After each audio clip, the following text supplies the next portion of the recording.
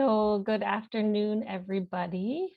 Um, I just wanted to acknowledge with gratitude that our galleries are located on the unceded traditional territory of the Sinixt, Arrow Lakes, and Yakanuki Lower Kootenai Band peoples in Nelson, and the unceded traditional territory of the Sinixt, Arrow Lakes in Castlegar.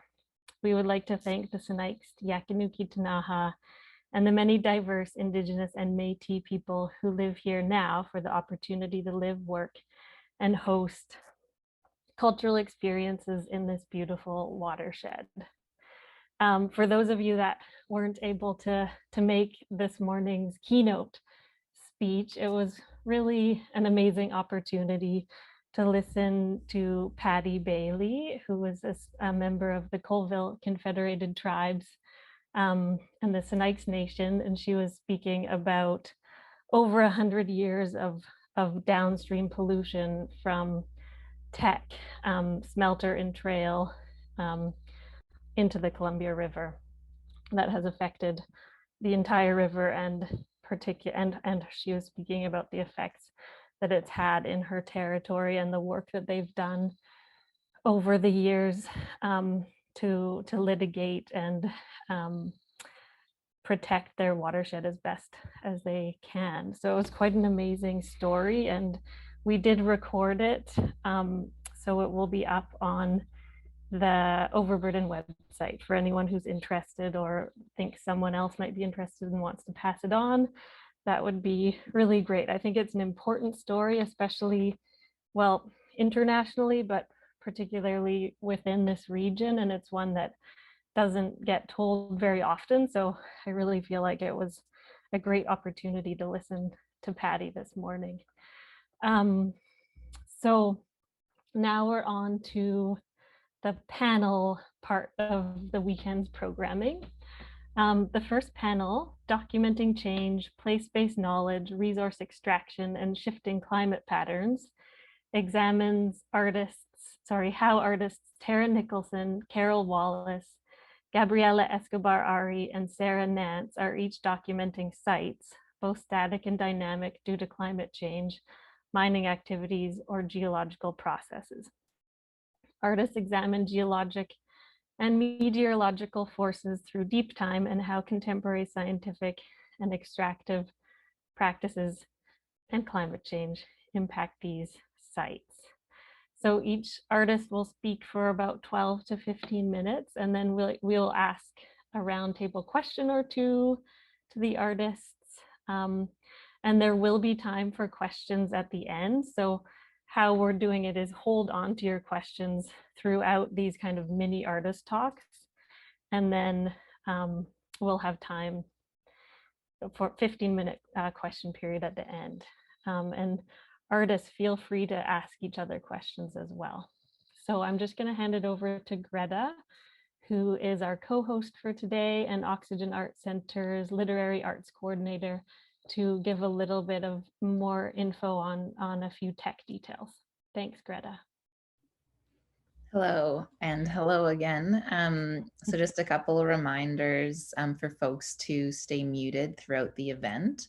And a note that the event is being recorded. So if you don't want to be in the recording, just keep your video off. Likely you won't be in it anyway, but just in case. Live captions are available. Just at the bottom of your screen, there should be a closed captions, and you can turn that on if you'd like those on. And as Jen mentioned, at the end, there will be the 15-minute Q&A. So folks can type their questions into the chat for everyone to see, or they can type them just to me privately. You can just change the chat function to Oxygen, and I'll see those and I'll read those out at the end. Yeah. Thanks, Greta. So we're gonna start by welcoming artist Tara Nicholson. Tara, are you there? Hello. Oh, hi, you made it. Tara's been on a long road trip, so. So I'm gonna read your bio, Tara, before we get started into the presentation. So Tara has traveled throughout the Arctic to document climatology, exploring the often blurred edges between science fiction and science. Nicholson has exhibited internationally, recently at the Art Gallery of Greater Victoria, Modern Fuel Artist Run Center, and the Burnaby Art Gallery. She has attended residencies including Climate Centered Earth at the Banff Center for the Arts in 2018 and Künstlerhaus Dortmund, Germany in 2013, and the Empire of Dirt in Creston, BC in 2021. Nicholson teaches at the University of Victoria and holds degrees from Ryerson University for her BFA, the University of British Columbia for a post-dip, and Concordia University for her MFA. She's received ongoing funding from Canada Council for the Arts and the British Columbia Arts Council to produce site-specific works examining links between activism and climatology. In 2020, she embarked on her PhD at UBC Okanagan to produce a body of exploratory landscapes studies linking escalating changes within the Anthropocene. So we're super pleased to have Tara here with us today. She's busy doing her PhD, and yes, we're thankful that she's part of the project. So Tara, I'll hand it over to you. Okay, thanks very much, Jen. That was really nice introduction, and I wanted to just formally thank both yourself and Maggie for being so welcoming, and all of these artists that are part of the show. I know most people probably won't see it in person unless you're local, but it really is an amazing show, and I was actually able to see the part of it in the Kootenay Gallery, and it's pretty phenomenal. So thank you so much for inviting me to be part of this show and these talks. So I'm just gonna go ahead and share my screen, and as you mentioned, just being kind of little mini artist talks, and maybe as a mostly photo-based artist, I'm gonna rapid fire probably through too many images, but I wanted to at least give an overview of sort of where I am right now, and then just some really current work as well that, as Jen said, I just started on my PhD at UBC in the Okanagan. So I just want to start with just a few installation shots here of where sort of my work started, probably around 2010 when I was just completing my MFA. And I was really interested, as you can see in these first couple shots, in wilderness theory, these ideas about really remote communities, and you know, why someone would choose to live in the middle of nowhere. I'm sorry, just one sec here. My computer is doing something weird. Oh, there we go.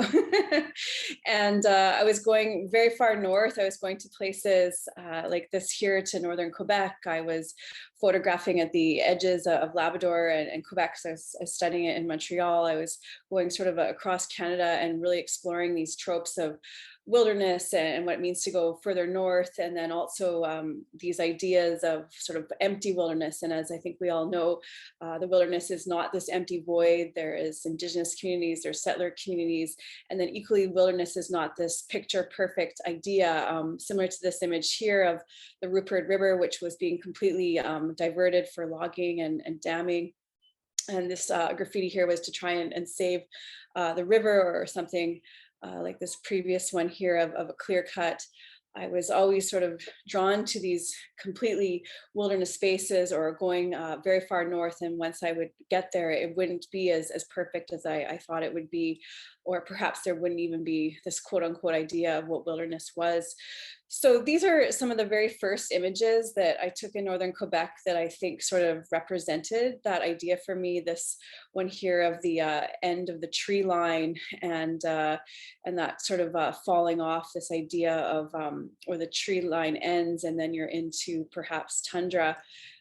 But then also this idea of what was actually there, not just resource extraction, sort of very similar ideas to a lot of the artists exploring in this show, but also very remote communities and structures, First Nations communities.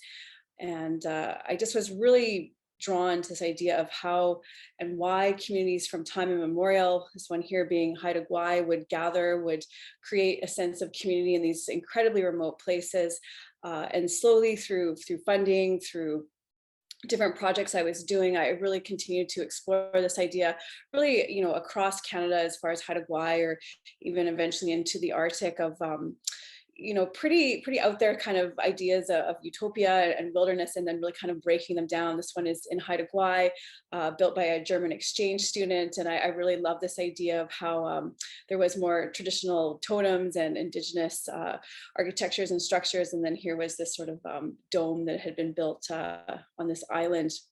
And then perhaps even when I moved to Victoria and I started teaching in 2010 at the University of Victoria, I was drawn to further these communities. And I think you've probably seen similar, most people have, if you've traveled at all through Canada. This is a sign, not an actual whale, don't worry, in Port Renfrew, that was just lying there. And again, this idea of, this is actually a self-portrait that I wanted to shoot for the longest time in the Okanagan, but it wasn't this perhaps beautiful sense of wilderness. The trees had been burnt to a crisp from a recent forest fire.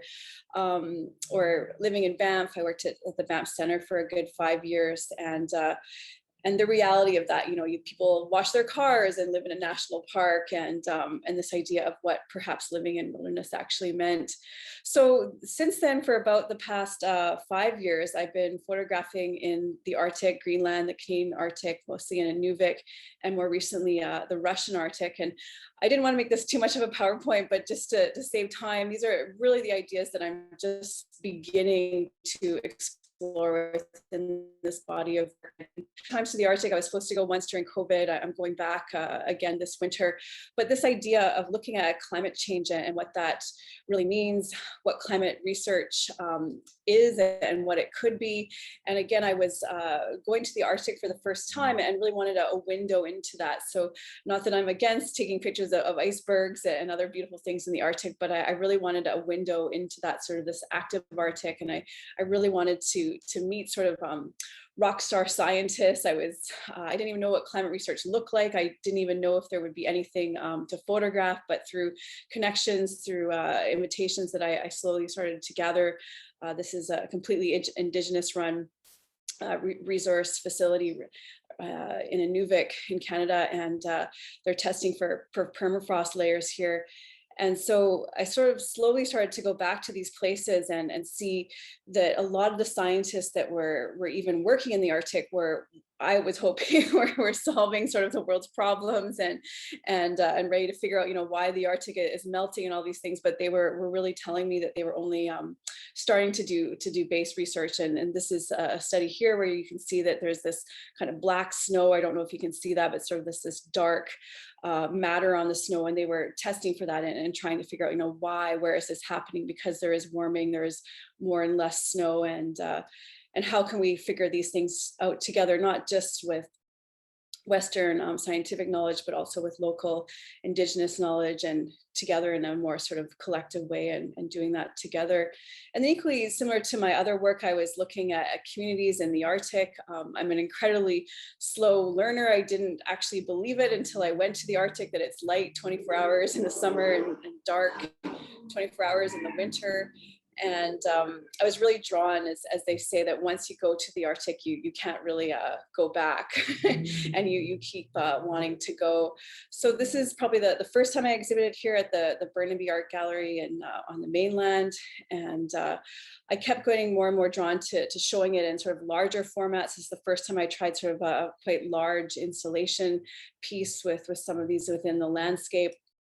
And then this is my most current work that I'm doing here, where I'm going back to, again, to this science station, the Northeast Science Station in Eastern Russia and Siberia. And I've been really drawn to the station and going back again, because not only do they have scientists from all over the world that are there testing things like permafrost levels, and there is sites right in this area where you can see things like exposed permafrost and very easily sort of research these things in the Arctic. But they also have, sorry, this is just one of the actual permafrost right here that you can see it exposed. And the first time you see the permafrost, it's almost sort of like seeing diamonds. I don't know if it comes through in this image, but it's incredibly beautiful and haunting. Just like it says, that sort of the darker areas there are permafrost. It's always been frozen, and then when it's exposed here, sort of along this riverbank, It's incredibly haunting and quite beautiful to see as well. But other than that, sorry, the research they're doing at the Northeast Science Station, they have this own project. This is called Pleistocene Park, which really is almost a little bit of a Jurassic Park. And this is sort of the direction that my work has been going, along with visiting the Mammoth Institute and the Russian Permafrost Institute in Yakut. So this is all on the screen, what you see, sort of work in progress. This was my first trip to Pleistocene Park, where it is a massive rewilding experiment, and they're bringing animals in from all over the world here, as you can see sort of the infrastructure here. And the idea is very simple, that the animals grazing, returning it from sort of a tundra forest or brush forest to sort of a more grassland sort of state, maintains the permafrost, and it's working for over 30 years. It is not melting as quickly, and the animals tramping and grazing, and even ways that they're putting minerals and materials into the soil is not having as much melting. So the idea is this is Sergey here, the founder, and his son here, Nikita. But obviously the idea is not to rewild the entire Arctic with bringing in horses and ox and other animals. But these ideas really, at least with my imagination, feed into what could be possible here. And this is just a portrait of me covered in mosquitoes, and another one here with one of the assistants I was working with. Not very flattering, but I'm really sort of drawn to these ideas of what is actually possible. You know, how can we intervene perhaps into the Arctic for good, for bad, and usually, as probably most people on the talk here know, is sometimes it's definitely for the bad. This is the Mammoth Institute here. And this is one of the Permafrost Institute with these tunnels. And in Russia, they've been really testing permafrost since even the 1920s there, and what we can do with it.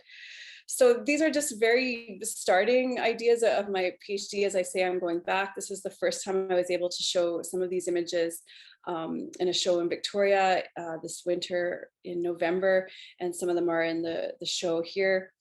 And then sort of the last quick two things I'll talk about here is I've been able to sort of work with some of these ideas in more of a sculptural way. These aren't my two images here, but there's this huge thing right now where a lot of this mammoth tusks are being taken out of the landscape.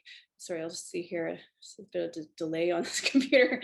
And some of it is replacing mammoth ivory. Some of it's competing with it. They're trying to kind of track down on it, because there is all these things of it still being taken from elephant. Some people see it as better. Some people see it as worse. It's very bizarre. Ivory is used for everything from medicinal purposes to objects, that people display in their homes.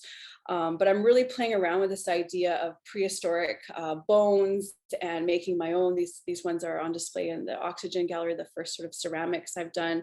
So I'm hoping to build more bones and then to pair these with some of the photographs. And I'm really kind of playing around this idea of fakes, and also this idea of this makeshift scientific equipment. And I got this idea from the show that I did here, and these are just grow lights that you can see, and I'll just show quickly here 2 or 3 of the photographs, because this is a whole other body of work that I did about grow shows and growing cannabis right before legalization. But I really got this idea of showing sort of scientific equipment with my photographs.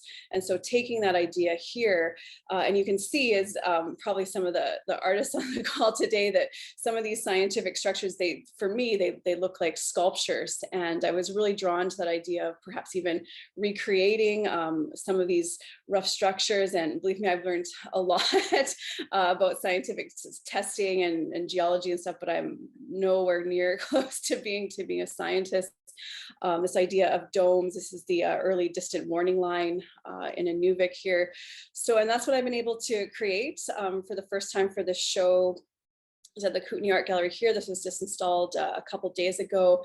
And I think there's sort of vague associations to this idea of domes and structures. And then the blue fabric that you see hanging are photographic. It's cyanotype, so it reacts to light. And then my photographs in the back there. So this is sort of the direction I'm going. And I'm so thankful for this opportunity to show it. And I'm kind of mixing all of that together for my PhD with this sort of last piece of the puzzle where I'm actually starting to photograph activism along the Trans-Canada or Trans-Mountain pipeline. So I'll just end just clicking with these last 3 images here. Different sites along the pipeline, both Indigenous and settler activism.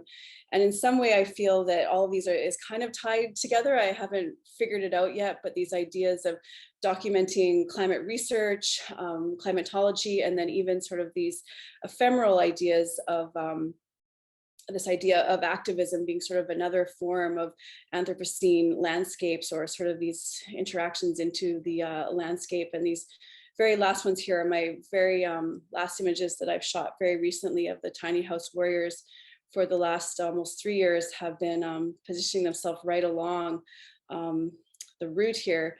And I've had quite a lot of violence towards themselves, and they're all mostly women and young activists along this route.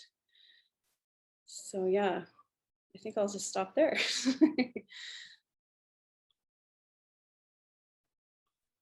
Tara, thank you so much. I know I just said we are gonna save questions for the end, but I'm really curious.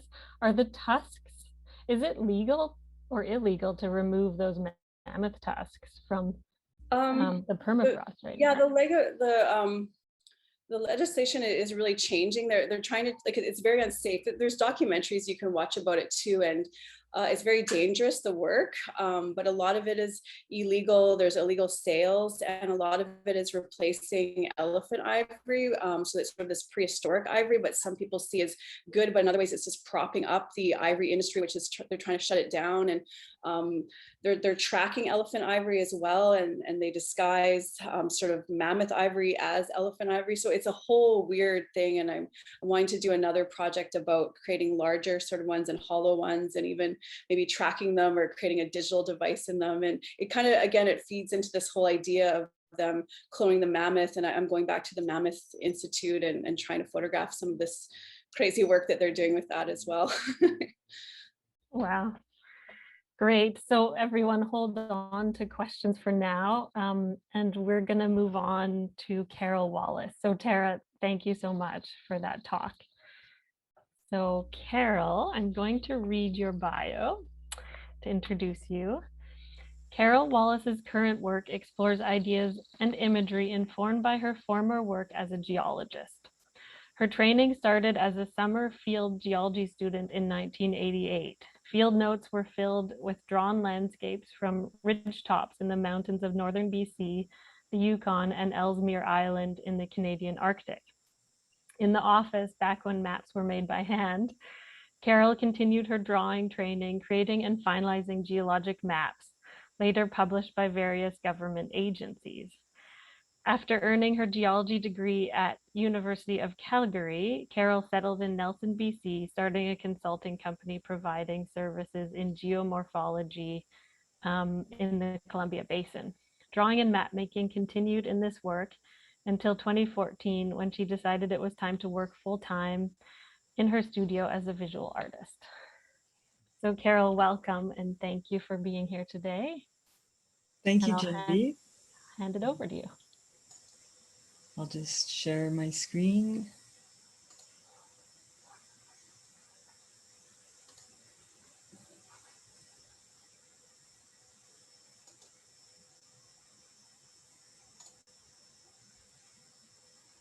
Is it there? Okay. All right. Thank you so much, Genevieve and Maggie, for organizing this important exhibition and event.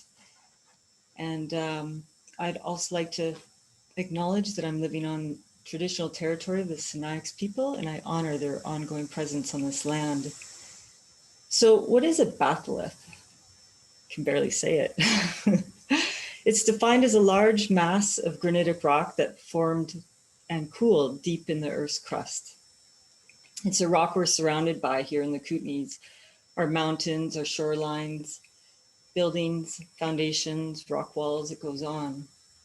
So the work I created for this exhibition explores this region through a geologic lens. It's about looking closely at what's right in front of us. So this is a photo taken in 1992 in the northern Yukon. I was working for the Yukon Geoscience Office, creating geology maps. And the work involved getting dropped off by helicopter, walking ridges while collecting rocks and data, and in remote areas, and camping in the wilderness for about 3 months at a time. So looking back, it was an amazing opportunity. I made maps for many years, geology maps used by the mining industry, and then later in my career, terrain maps to be used by the forest industry. And I recognize that all my mapping has contributed to the extraction industry, an industry we all contribute to one way or another. But it was also a way for me to connect to a place, to know the stories of the land, and to imagine deep time. So this is one of the geology maps that we made in the Yukon. And the age of these rocks are 0.5 to 1.8 billion years old. And the different colors represent different rock units. And these black lines are the structures or faults that stitch it all together. So the work I created for Overburden invites the viewer to see inside the rock, where cartographic features are secondary. So this slide is an installation view of the work I created for Overburden. It's like a three-dimensional geology map. So the microscopic rock imagery is projected through 3 layers of silk organza. And each layer is sewn and or stitched with, or painted with ink. And the first layer is the lakes and rivers of this area. The second layer is the distribution of the Nelson Batholith.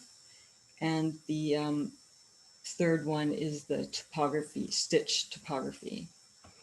And this is a close-up view of the stitch topography lines on the silk organza. So this photo shows a better view of the, I'm trying to point with my finger, a better view of the lakes. This is Slocan Lake here, and West Arm of Kootenay Lake, and then Kootenay Lake to the far right. So the silk panels are like cartographic veils. The information and data we collect is often how we see the land. But in this work, the rock cuts through the layers. The rock endures. So I'd like to share with you next how I came across these rock images. The story begins in 1988, when a geologist by the name of Jim Savigny was doing his postdoctorate work in the Nelson area, studying and collecting rocks, the Nelson Batholith. I almost became his field assistant that summer, but had another job opportunity near Atlan, BC. So fast forward 20 years and we become a couple and live in Nelson, have a couple kids, and fast forward another 15 years. And this guy who literally throws out everything has managed to keep a little box of rock thin sections in his desk drawer for approximately 35 years. People have to see these, I thought. This is where we live. And so the rock thin sections are 0.03 millimeter thick rock samples that are mounted on a glass plate. And when viewed under a petrographic microscope where the polarized light shines through the thin sections, the rock sample looks like this. So these dark brown mica or biotite minerals are now bright green, yellow, and blue. This slide shows the interlocking mosaic of quartz crystals are the gray, black, and white minerals. And then the cross-hatched or striations in the gray mineral are usually feldspar. And then the bright green and yellow is the biotite. And here you can see little tiny zircon crystals with burnt edges from radioactive decay in the zircon. So the field of view in this is about 1 to 2 millimeters wide. This is a pattern in the in a feldspar mineral called perthite. It's an intergrowth of sodic and potassic feldspar. So feldspar is apparently the most abundant mineral in the Earth's crust, not on land, but in the Earth's crust. In the next slide, I'm going to take you from the microscopic to the regional perspective of this area. So this is a geology map of southeastern BC and a bit of northern Washington and Idaho. There's Nelson right in the middle, Selmo Creston, and Salmon Arm right there. You can see the dashed line of the US border. So just ignore this rectangle right here.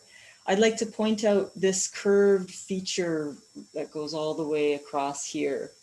It's a major feature in this area. It's a suture that separates sediments that have been derived from continental North America on this side to the volcanic island arcs and their sediments that have collided into the continental North America starting around 180 million years ago. So the pink areas are all the granitic intrusions. So the Nelson Batholith is right here, is the outline. And the dark pink are just older igneous or granitic bodies of rock, and the light pink are younger ones. So we're surrounded by this granitic formation, and we've incorporated it into our personal lives in a myriad of ways. So the next time you walk through town or in the mountains, you'll likely start to notice it everywhere. And I'd like you to consider the story of this rock, its age at 170 million years or so, the mixing of melted continent and ocean floor, the slow formation of minerals 10 to 15 kilometers below the surface, and the forces that brought it to the surface where we walk today. So I'd like to thank Jim Savigny for the thin sections and Derek Thorkelson from Simon Fraser University, who provided the photomicrographs, and to David Glunz for the installation photos of my work. 3 incredibly generous people. Thank you for listening. Carol, thank you so much. That was great. Carol's kind of been a mentor for me because I'm interested in geology in my own artistic work. So I've learned so much from you over the years. I really appreciate all your knowledge. And for anyone who's interested in digging into a bit more around local geology and also Carol's kind of interdisciplinary practice and how geology influenced her work as an artist, we actually did pre-record an interview, which is living on the Overburden website as well. So feel free to go there and check it out. So we're gonna move on to Gabrielle Escobar Ari. I'll introduce you now, Gabby. Gabrielle Escobar Ari is a Bolivian-Canadian photographer based in Fernie, BC. Her background in archaeology and social studies influences her work and her interest in human consciousness. Ari's Latin American heritage motivates some of her personal projects, which reflect concepts like gender identity, regional culture, and history. Gabrielle Escobar Ari is passionate about film photography, vintage alternative photographic methods, and conservation and restoration of old photographic materials. She worked as one of the lead photographers of the archaeological collection of the Ethnography National Museum in Bolivia, MUSEF. Since moving to Canada, Ari completed the photography program at SAIT in Calgary and works as a freelance photographer in Fernie.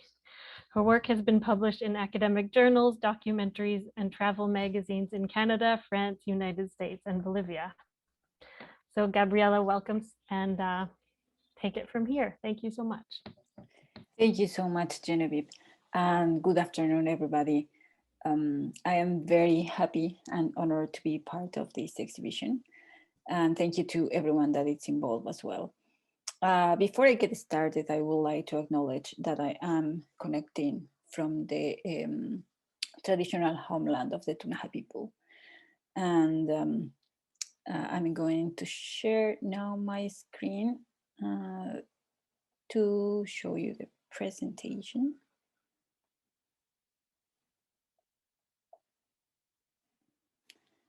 And I don't know if you can see it. Is it all good? Okay. Okay, so here I want to put you a little bit in context. I think I can change there. Okay, so this project, it was developed in Bolivia.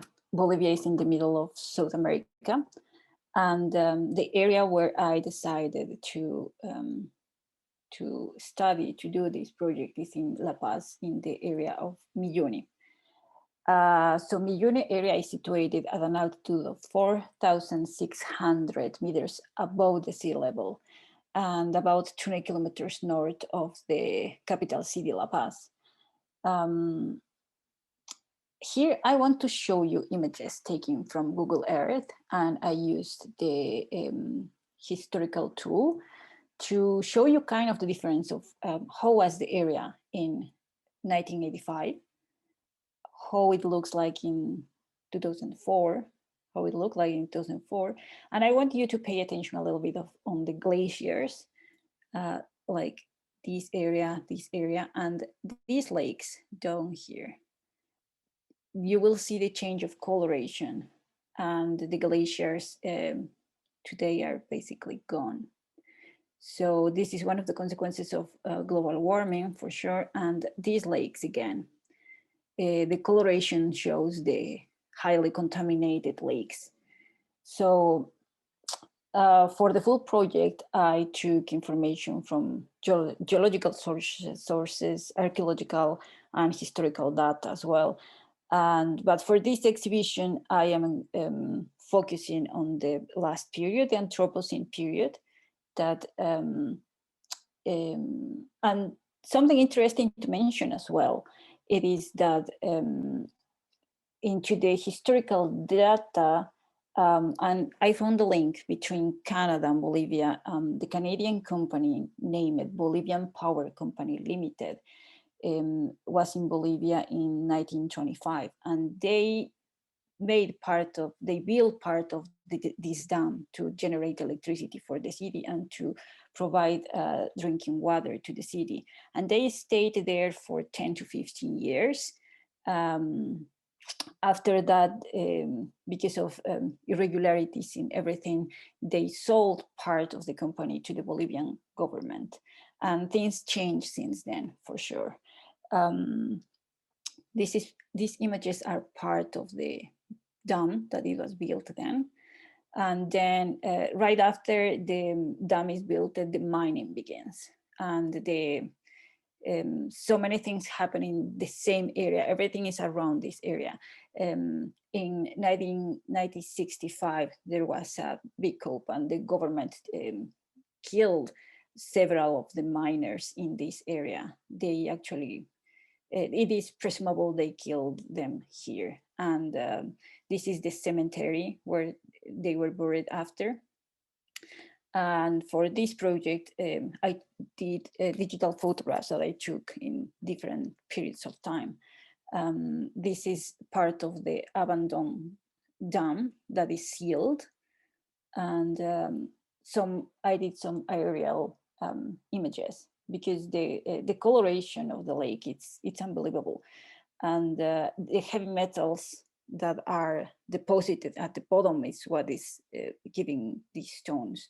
So according to, I took the research that Kim Dressen made in 2012. She made a deep study about the contamination in the area, and she classified 4 different levels of contamination in these lakes. And this is the one that is right before the mountain, in front of the big mountain, and it is the most contaminated one. So she proposed WEAP analysis, which is a software program developed by the Stockholm Environment Institute, which makes an integral approach of the planning of water resources. The abbreviation WEAP stands for Water Evaluation and Planning. The Institute gives free licenses for the software to non-governmental organizations, government agencies, and academic institutions in developing countries. So this has been applied in Bolivia. And this is an old photograph. So what the result of these studies, it tells that today 92% of the population of La Paz and El Alto has access to clean drinking water. If the population will keep growing and the precipitation level decreases due to global warming, this shortage will only increase in the future. This problem does not only represent itself in the city of La Paz, but it also occurs in all South America cities located in the mountain range of the Andes. It might represent a big problem in the future. And what I've tried to do with this project, it is to try to present this problem to put it out there. Probably organizations that might have an impact on the policy might contribute with financial support on bringing a water purification project into reality in this area. And it also denounces the irresponsible behavior from the mining companies. And I honestly hope that some changes will be made in their policies that will make them purify the wastewater before discharging in the basin again. This photograph, it is from early 1900s. And I just wanted to show you the difference of how it was the area. And this photograph, I took it in 2013. I think that's the resume of the whole thing. Thank you. I will talk with you again in the questions. Thanks, Genevieve. Gabriella, thank you so much. It really makes me think of Patty Bailey's talk from earlier this morning, and how that this story is one that we see repeated over and over again all over the world, and this kind of damaging interrelationship between settler colonialism and capitalism and resource extraction, and how it leaves landscapes and peoples in the wake of destruction. And I'm curious, what's contaminating the lake? What kind of heavy metals are creating that kind of lurid orange color? So apparently they used mercury to separate metals. They were exploding wolfram, silver, and these lakes are connected by a river. Right. And they just used that water, basically the river, to wash out the metals, and everything ended up in the big lake there. Right. Yeah. Sediment landing in that lake and settling for many, many years. Right. Mm-hmm. Thank you so much. So hold on to your questions, everybody. And we're going to move on to Sarah Nance. So Sarah Nance is an interdisciplinary artist based in installation and fiber. She works within the chasm between geologic processes and human experience, locating their entanglements in order to explore a layered perception of place. Nance is currently assistant professor of interdisciplinary art at SMU in Dallas, Texas. She previously held professorships in fibers and material practices at Concordia University in Montreal, Quebec, and Virginia Commonwealth University in Richmond, Virginia. Recent exhibitions include Gallery Octave Cowbell in Metz, France, The Factory in Djupavik, Iceland, Gallery Fofa in Montreal, Quebec, 1708 Gallery in Richmond, Virginia, Antenna in New Orleans, LA, Truck Contemporary Art in Calgary, Alberta, Blue Star Contemporary Art Museum in San Antonio, Texas, Catherine Cowan Gallery in Forest Grove, Oregon, and the Pensacola Museum of Art in Pensacola, Florida. Past awards include La Soupi Project Grant from Gallery Diagonale in Montreal, I believe, and the Fountainhead Fellowship. Nance has participated in artist residencies in Reykjavik and Skagastrand, Iceland. Much of her research continues to be based in Iceland and coastal regions of Canada and the US. So I'd like to welcome Sarah Nance, who's actually speaking to us today from a research trip away from her home on the Oregon coast. So we really appreciate her pulling over on the side of the road, finding Wi-Fi and speaking to us today in the middle of her research expedition. So welcome, Sarah. Thanks so much, Genevieve, and great job on all your pronunciations. Oh, thank you. I wasn't sure. Very well done. Good. Okay, I'll just get my screen up.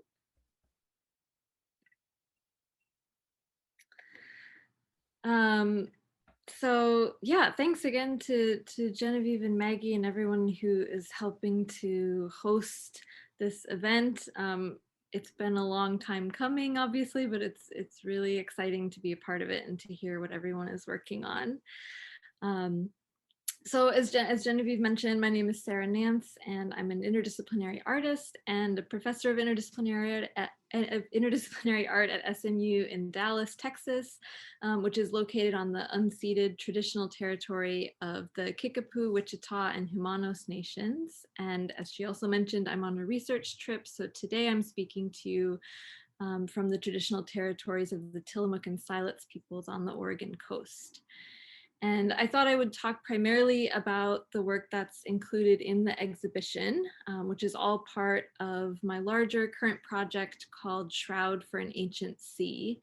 And this work arose from my attention to what I call archived landscapes, or landscapes that are often observable only through fossil records, artifacts, or recorded data. The archived landscapes that I've worked with have included a subsurface meteor crater, fossilized reefs, and an exhumed mountain range. And although these landscapes are not always immediately accessible, they're inextricably entwined with current land and cityscapes. The Shroud for an Ancient Sea series is a response to the entanglements between human and geologic activity, as well as thinking of the human species as a whole as a geologic force. And the shrouds vary in form from expansive textiles to experimental vocal performances. And I think of them as momentary surface layers that point to the complex records of deep time in the geoanthropic landscape. So the first series that I'll talk about is called Points of Rupture, and it's composed of letterpress prints of knitting patterns that I coded using seismic data from glacial and lunar quakes. And each quake captures what I call a point of rupture, or a moment when a previous or existing landscape transforms into a new one, however dramatically or however slightly, through seismic activity. And so the entire image that you're seeing in each of these prints captures the beginning tremors to the main seismic event and the final tremors of that event. And just a little bit more on the relationship between knitting and seismic activity. I sort of came to that understanding through reading an article called Knitting and Catastrophe by Jonathan Fayers that showed up in the Textile Journal of Cloth and Culture a few years ago. And in this article, he's talking about the different ways that knitting has been used as a filmic device to indicate impending doom, that it's sort of become this trope for the calm before the storm. And at one point in the article, he says, "What is knitting but an act of faith consisting of the enclosure of a series of voids with the net that hovers on the edge of catastrophe?" And besides encompassing so many things that I really love, like knitting and voids and nets and catastrophe, this quote just really sort of crystallized for me a potential relationship between the tenuous nature of knitting and the tenuous nature of melting glaciers or ice features. So cryoseisms, which are also known as ice quakes, occur in glaciers as a result of calving events or pooling meltwater. And like melting glaciers, knitting has a really intimate relationship with dissolution because of its ever-present threat of unraveling into formlessness. The letterpress prints in this series push the structure of knitting to a point of failure and revel in the form's inability to contain that seismic event. A quick note on my process for these pieces. I used a program called Stitch Maps to input lace knitting instructions that I wrote based on the levels of seismic activity in a given quake. I'm very interested in the relationship between knitting and coding, especially lace knitting and coding, as they follow some of the same rules, such as being on or off, making material or leaving a hole. And the written abbreviated instructions for knitting can look a lot like written code as well. In future iterations of this work, I hope to make sculptural realizations of these patterns. I have an upcoming collaborative and performative possibility. I'll also be presenting as part of the Munich 2051 Climate Conference, which is happening later this fall.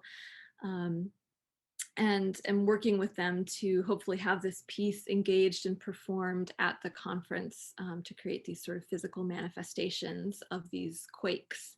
I'd also love to expand the series to include more specifically human seismic activity, such as seismic impacts of bombs or traffic, etc. The next body of work that I'll talk about is a series of modular quilted sculptures. So each sculpture is composed of individual sections that are combined and remixed to create speculative landscapes. And the pieces that I will share today are based on elements of the Beartooth Pass in Montana. And the quilts are made from mylar, which is a material used, of course, in space exploration, temperature regulation, and also in party decorations. And because of these varied uses, I think that mylar has the ability to communicate the innovative and hubristic and banal ways that humans interact with or enact upon the environment. These works are also part of the Shroud for an Ancient Sea series, and each quilt captures a distinct layer of an environment, and some of those layers have yet to become part of the geologic stratum, and so I think of those as future ancient seas.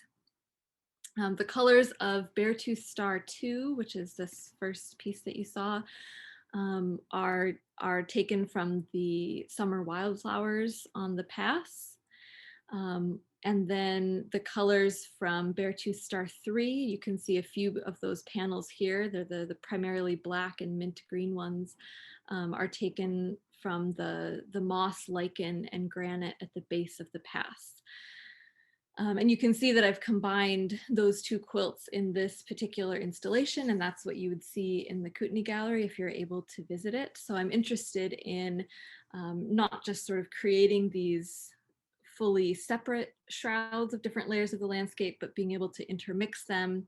And then in future quilts, I also hope to combine different landscapes into sort of one composition, focusing perhaps less on color and more on combining a variety of geometries amongst those different landscapes. So currently I'm looking at the fossilized reefs of Windley Key in Florida and the Capitan Permian Reef in Texas.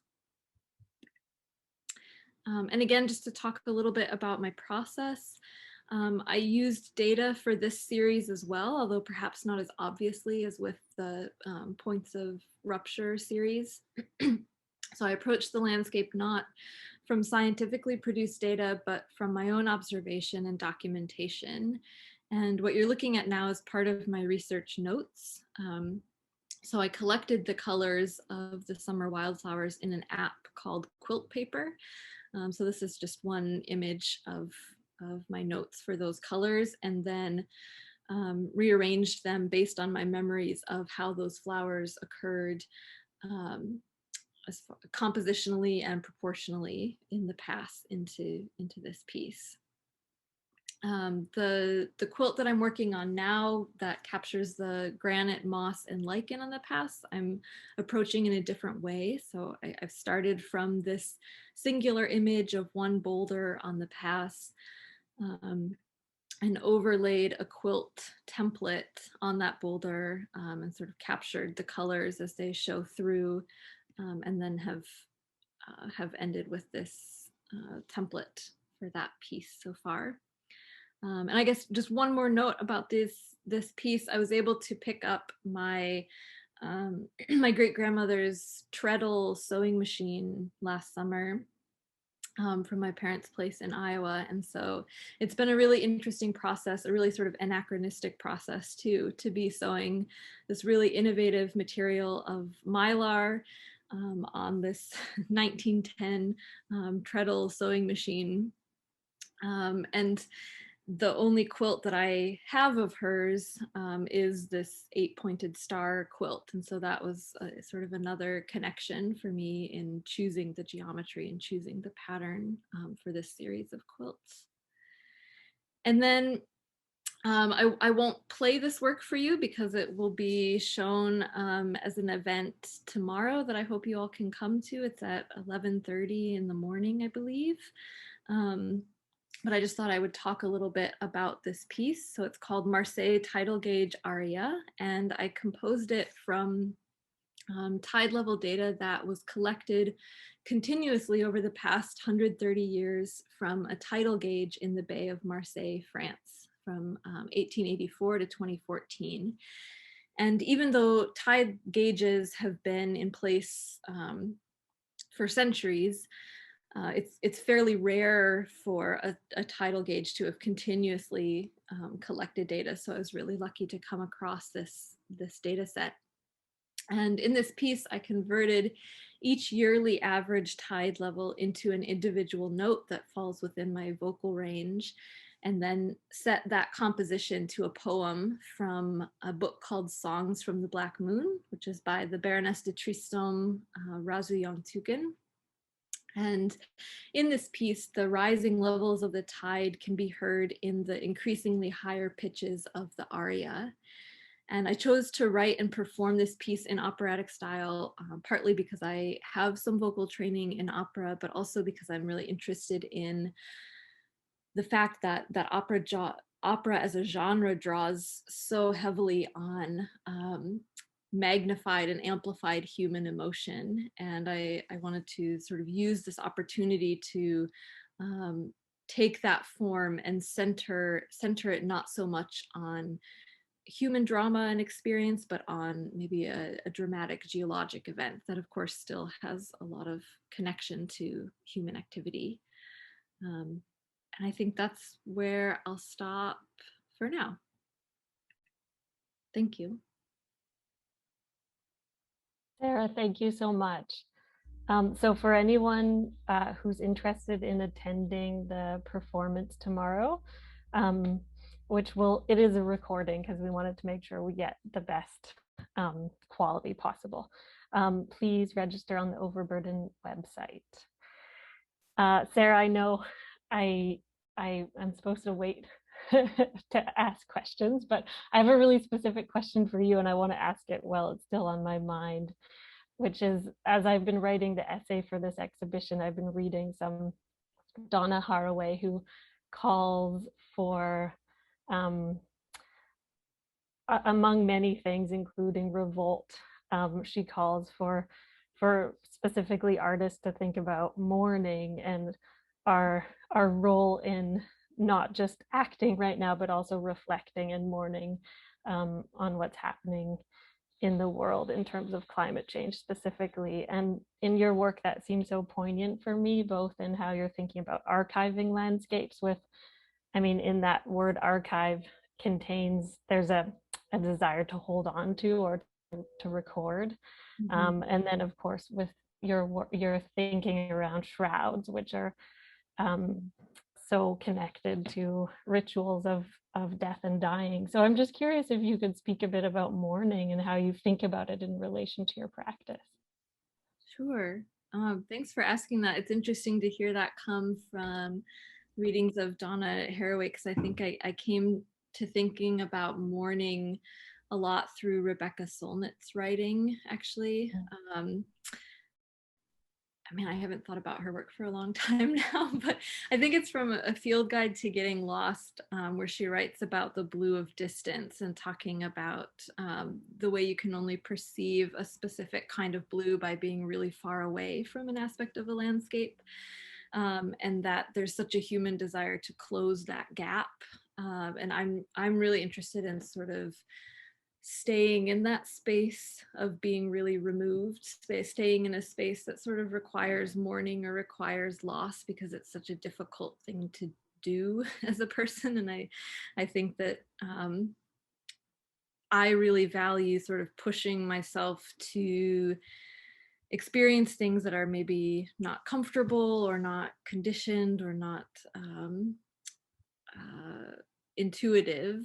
And I think, yeah, so that's maybe sort of where I came to thinking about mourning, or the importance of mourning and being a human is not sort of being able to just access everything all the time in a really gratifying sort of way. Mm-hmm. Thank you. Mm-hmm. So everyone, thanks so much for your mini talks. And I have a couple questions. Maybe I'll just start with one before we open it up to the audience, and then I can add another one in later on. So this is a question for all of you. Maybe we'll just go around. So the title of the panel is Documenting Change, Place-Based Knowledge, Resource Extraction, and Shifting Climate Patterns.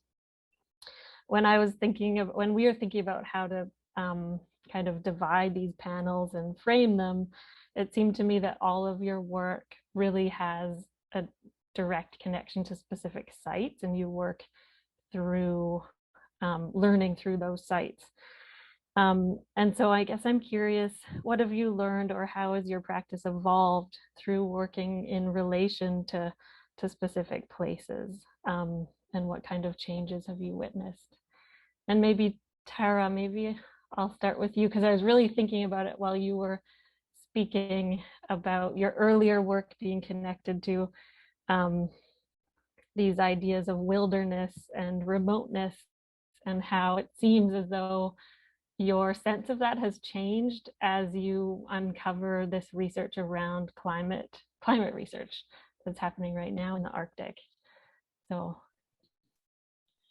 yeah, I mean, it's such a big question for me, because I guess most of my practice has always dealt with becoming sort of a mini expert on whatever it is that I'm photographing, and I teach too, and I deeply love teaching photography, and I always ask my students too to become experts on whatever they're photographing. I think it really changes your perspective, and I guess I just try and remain really humble and just try and learn as much as I can.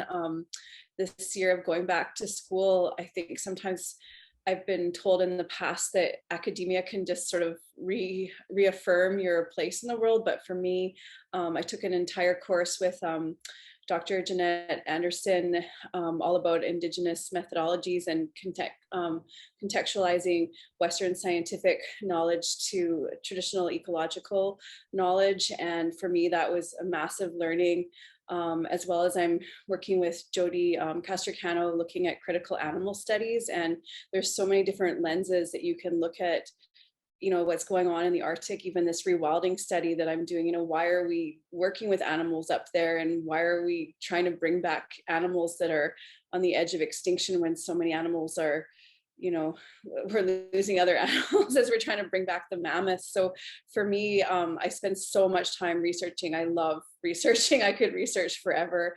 And I'm just always so thankful when people spend the time. And I guess the last thing I would say is, when I started going up into the Arctic, I would present myself as a photographer and just say I was here to witness. I was here to photograph climate research, but now I really speak about creative research and my own research. And so I feel a lot more confident speaking about that, and that my work is research in itself. And most of the scientists that I meet are really interested in that idea and how I present their work in a very different light than, say, a journalist or someone else. It's different. So I really enjoy that dialogue.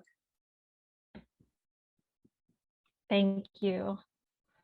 And Carol, maybe I'll pass that question on to you.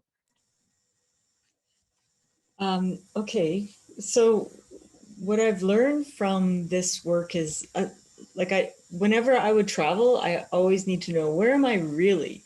Like, where are the boundaries? What's the age of the rock, and what kind of environment used to be here? And so it feels like there's making new boundaries, like instead of these man-made boundaries we have, like connecting places through the geographic or the geologic is what I'm really interested in with this place-based work.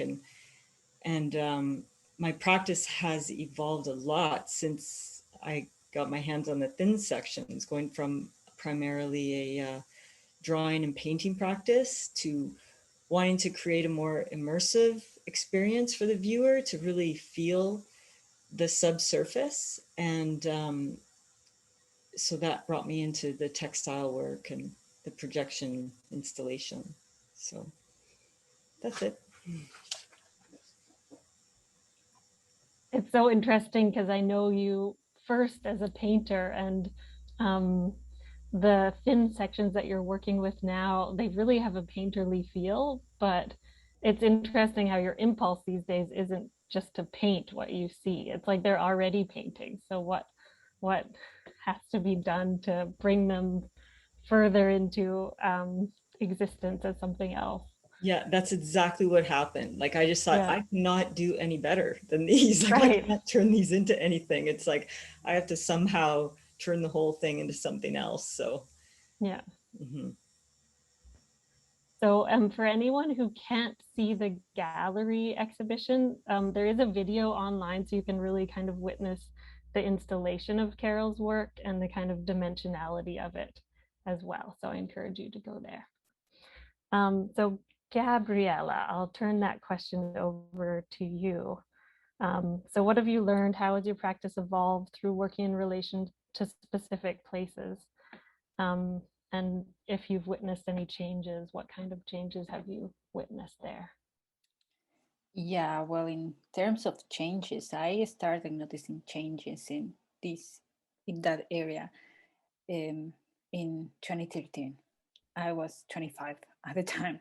So, and my practice evolved at the same time, because I jumped from doing from the very traditional photography, film photography, to trying to find new perspectives. And aerial photography came handy into that with technology lately. But I have learned in the process about long-term projects, and the landscapes, the environment, it doesn't stop changing either.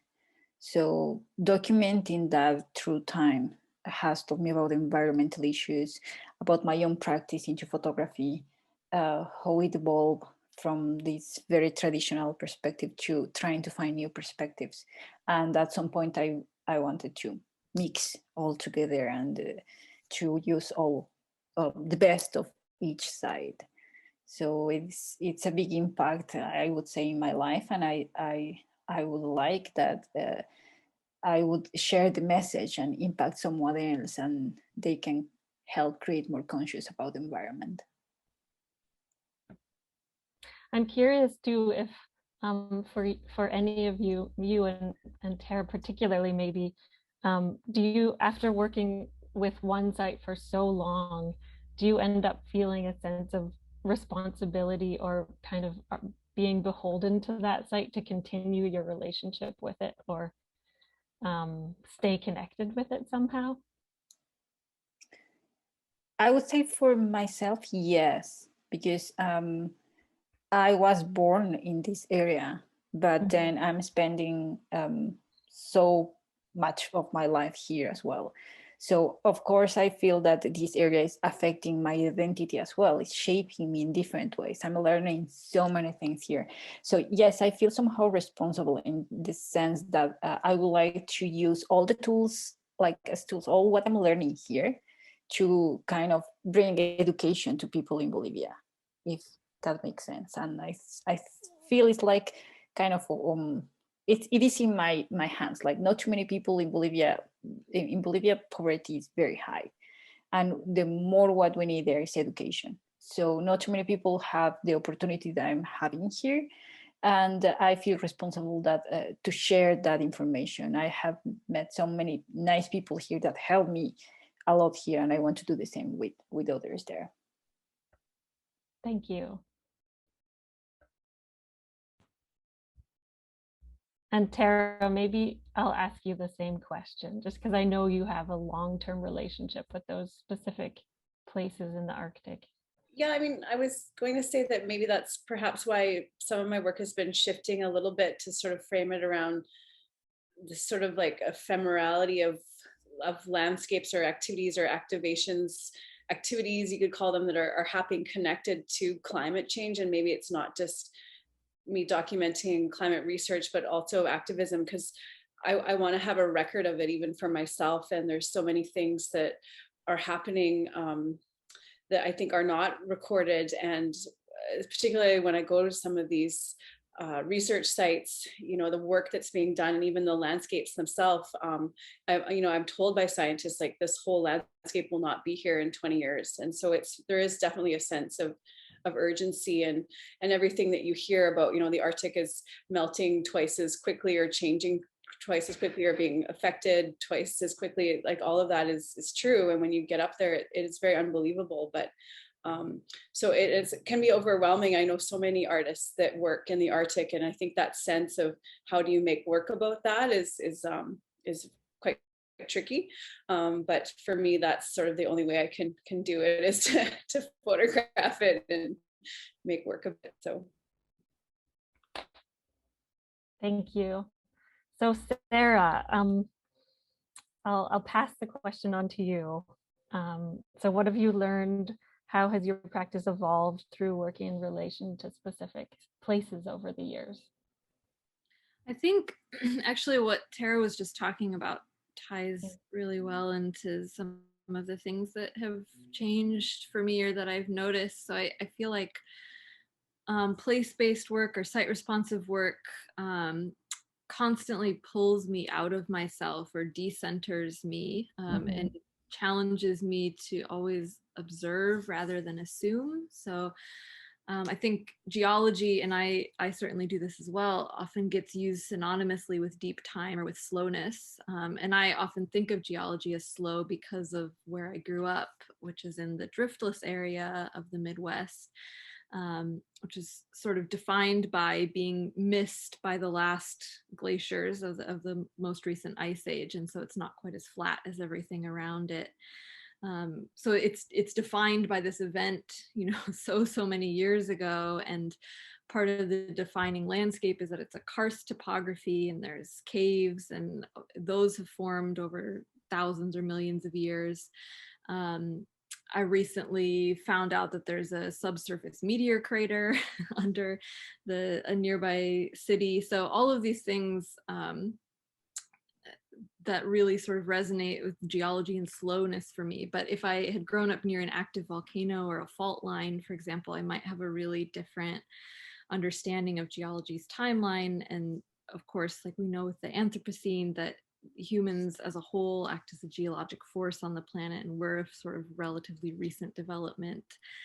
So anyways, just constantly sort of reevaluating what I feel like I know about geology, or how I use certain words or definitions. The subsurface meteor crater that I mentioned is one place that maybe has had a big impact on me or on my practice. So it's not observable at all from the landscape if you're just walking around this city. It was only discovered maybe 7 or 8 years ago by doing sample drilling. And so whoever was doing this sort of noticed that there's this consistent bowl-shaped layer of shale, and that's how they discovered that there's this subsurface meteor crater. And I did a 14 or 15 mile walk around the edge of this crater last year. And it totally changed the way that I experienced this city that I had grown up next to, a place that I felt that I knew really well and that I felt really comfortable in. And this walk was really anxiety producing at a lot of different times, just from having to cross a lot of different property lines without asking permission, which was a really new experience for me. And sort of trying to find a balance between 100% following this crater's edge and using established infrastructure, like the streets or sidewalks or bridges, to accommodate my own physical abilities or comforts. So the walk sort of became this integration of multiple layers of the landscape, responding to this archived landscape and to my own current experience. So I feel like that one landscape maybe captures a lot of the ways that site responsive work changes what I do or affects what I do. Thanks so much. And I appreciate your point, just keeping in mind this, the misnomer that geology is synonymous with deep time. I think, like, I grew up on the west coast of British Columbia, where there's this like impending earthquake that is about to happen for the last 35 years of my life. So it's different in that way. Like, there's this stasis, but this sense of impending action as well. So yeah, just reflecting on how that might have impacted my sense of geology and deep time. So we are gonna pass it over to the audience for a question and answer period now. And also I wanted to put it out there that if you four have questions for each other, please feel free to ask during this time as well. So Greta, I'll pass it to you to moderate questions from the audience at this point. So thank you so much, everybody. So we have a question from Prophecy, and this question might more so be for Gabriella and Carol. As I know, Sarah, you were just mentioning this about site specificity and your relationship to specific sites in Tara as well earlier on, but do feel free to hop into this question as well if you want to answer it. So Prophecy says they're curious about the approach that each of the artists are using to restate their own positionality in their research, or otherwise, how are they engaging with issues outside of their own positionality, and whether or not this is something that they're considering, if it's important, and that kind of thing.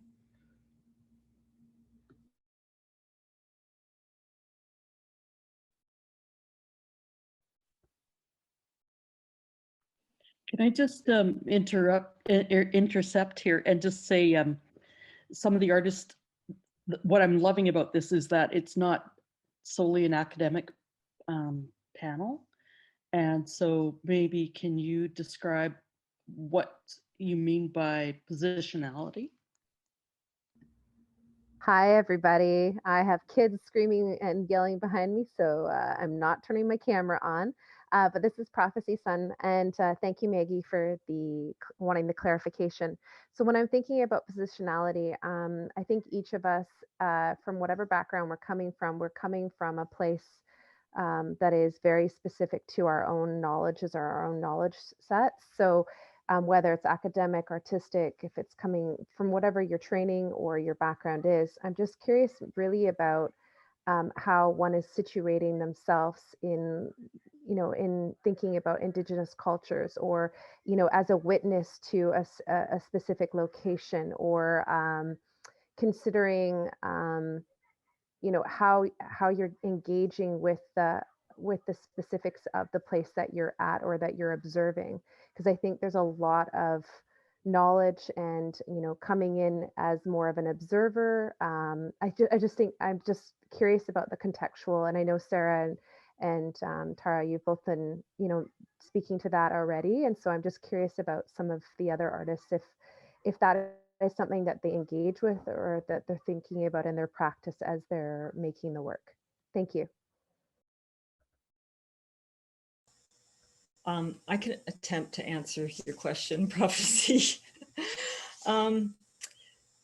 So I think in my work, like there's so little land that we haven't impacted.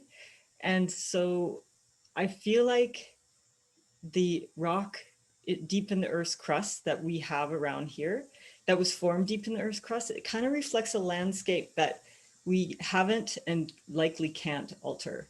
And so it's like this safe space. And there's always a little bit of a sentiment of Earth will be fine. Like that's kind of how I feel, but I don't mean to have like it's not a defeatist attitude, but I honestly don't have the same confidence for humans.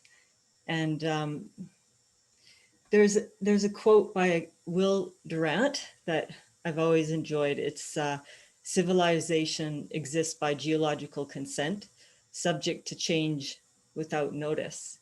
And but now that humans have become such a geologic force, and we do have notice now. And so the question is, can we actually change? So I don't know if that answers your question, but. Thanks, Carol. It's nice to hear like how you're thinking about your work and how you're framing, I guess, your perspective on how you're approaching things. Because I'm always just curious how artists, because I work very site specific as well and very intuitively with each location that I'm approaching. So I'm always curious with other artists how they're positioning themselves into relation to that space or that location or that context of where they are, or the political or the sociological or emotional connections, or the, I just think there's always something very bigger. But Carol, I appreciate that quote. It takes the human out of that equation very much so. At the same time, reminds us of the human. So thank you.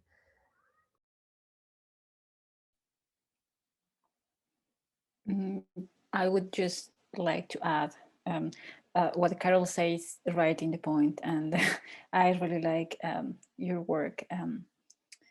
In my case, I'm coming from this perspective, navigating a little bit from what happens with photojournalism and trying to do a little bit of work for that. I have tried to keep the most objective, but it's hard. When you already see that someone can be affected, but this matters. It is like you have a tool in your hands. People is watching you. People is seeing, following what you produce as an artist or as a researcher. And they are kind of consuming what you produce. So it is a kind of, that can be used as a tool to arise consciousness in others. So I think that's a good way to put it, but trying to be the most objective, kind of not to take sides and try to be more on the environmental side, I think would be the best. Gabrielle. I think that's my answer.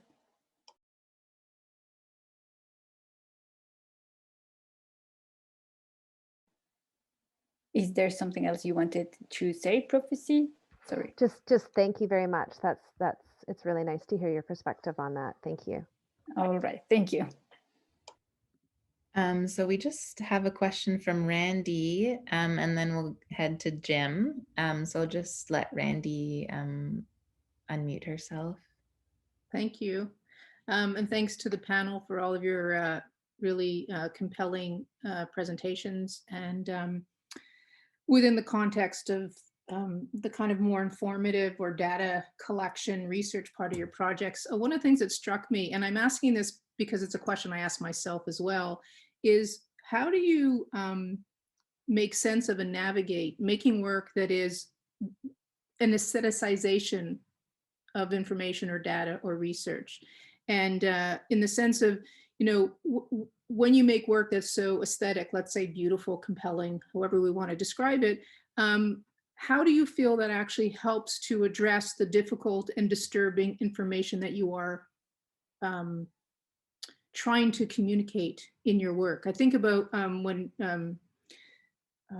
Genevieve talked about mourning earlier. It also makes me think about grief, which I know Genevieve has talked about with her own work. There's a kind of grief that's there, and I wonder about how aestheticizing the work helps you and helps you communicating with your audience about this very challenging material.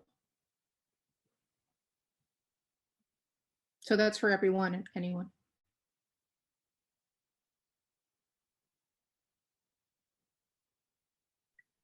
I think for me, I mean, it's definitely something that I've thought about a lot or wrestled with a lot.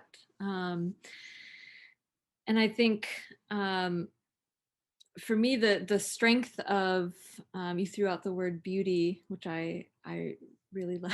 I really love. I embrace the beautiful in my work. I think that the strength of it is that it can really sort of pull someone in, sort of encourage someone to look and to stay with the information or the issue or the topic that's being explored, and sort of not aestheticize in a way to sort of cover up what's happening, but just to encourage a greater attention span or a longer period of time spent with that topic.